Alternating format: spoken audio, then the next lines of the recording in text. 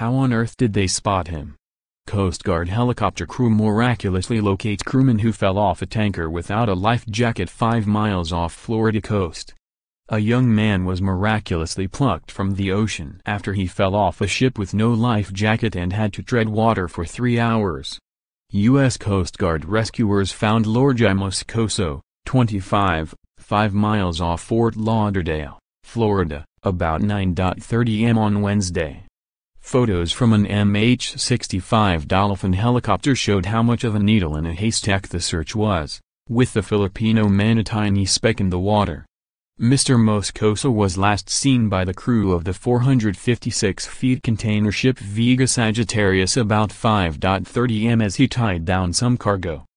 However, he was not reported missing until 6:40 am when the Liberian vessel docked in Port Everglades and realized he was gone. Jonathan Lally, at the Coast Guard's Miami station, said not much hope was held out as he wasn't wearing a life jacket, and wasn't clinging to a flotation device. When you're out on the water or an aircraft, you're looking for something that's about the size of a basketball floating in the water, he told BNQT. And depending on the distance, obviously that's going to make it bigger or smaller.